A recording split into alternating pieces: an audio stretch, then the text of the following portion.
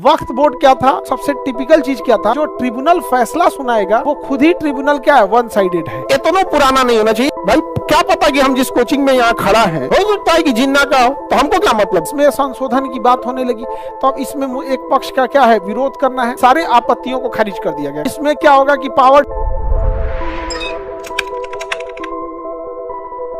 देखो वक्फ बोर्ड जो था उसके अमेंडमेंट के एक जेपीसी बनाया गया, जॉइंट पार्लियामेंट्री कमेटी। ये जेपीसी तब बनाई जाती है जब किसी विधेयक को लेकर विवाद हो जाता है तब। वक्फ बोर्ड क्या था, जब देश का विभाजन हुआ तो उस समय बहुत सारे लोग जो यहाँ से इंडिया से पाकिस्तान चले गए तो उनकी जो संपत्ति यहाँ रह गई उसकी देखरेख के लिए वक्फ बोर्ड बनाया गया। इसके अलावे कुछ लोग जो थे वो चाहते थे जैसे किसी के बाल बच्चे नहीं हुए या कुछ भी हुआ जिसके पास ज्यादा धन संपत्ति है, वो मुस्लिम है अगर, तो वो अपनी धन संपत्ति जमीन जायदाद को वक्फ बोर्ड को दे सकता था और कि इस पे कोई सामाजिक धार्मिक या फिर सोशल चैरिटेबल वर्क होगा। तो ये वक्फ बोर्ड था। इसमें कुछ जमीनें विवादित आ गई कि वक्फ बोर्ड का कहना था कि ये जमीनें वक्फ के अंडर में आती है। अब उसमें वक्फ बोर्ड में जो सबसे टिपिकल चीज क्या था कि वक्फ बोर्ड का जो जुडिशियल सिस्टम था उसमें भी सब मुस्लिम थे। तो कई बात ये उठा कि जो इसमें जो ट्रिब्यूनल फैसला सुनाएगा वो खुद ही ट्रिब्यूनल क्या है, वन साइडेड है।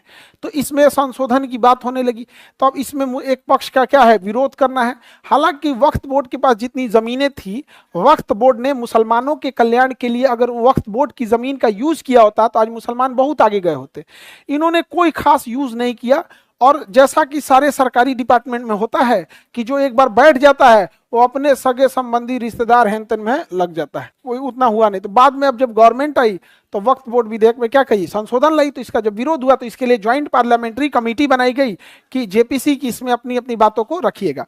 जेपीसी में जितने सुधार को रखा गया था सारे सुधार को, सारे आपत्तियों को खारिज कर दिया गया। कहा कि आप लोग का मांग कुछ ऐसा नहीं है, संशोधन होगा तो होगा।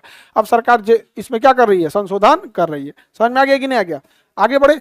इसमें क्या होगा कि पावर डीएम को दिया जाएगा और पावर डीएम को देते पावर किसको मिल जाएगा, राज्य सरकार को, क्योंकि पावर किसके पास चला जाएगा, डीएम को गया। डीएम मतलब राज्य सरकार, डीएम मतलब डीएम कोई स्वायत्त संस्था थोड़ी है। अब इसी को लेके बात चल रहा होता है कि जो लोग भारत से पाकिस्तान चले गए थे ना, उनकी जमीन उखाड़ के तो नहीं ले गए थे, वो जमीनें यहीं छूट गई थी, छोड़ के गए थे। और जो पाकिस्तान से हिंदू भारत में आए थे, सिख आए थे, उनकी जमीनें पाकिस्तान में छूट गई थी। पाकिस्तान वालों ने उनकी जमीन लूट लिया, टट्टा सब लूट लिया। हिंदू सिख जैन का पाकिस्तान में क्या हाल है आप तो जानते ही हैं। लेकिन भारत चूंकि एक ब्रॉड थिंकिंग दूर तक था तो उसने कहा कि ये जो उनकी जमीनें हैं इसको देख रेख करने के लिए एक बोर्ड बना दिया। जैसे रेलवे के लिए रेलवे विभाग है कि नहीं, उसकी जमीन की देख रेख वही करती है, तो उसके लिए बना दिया वक्फ बोर्ड। क्या बना दिया, वक्फ बोर्ड। तो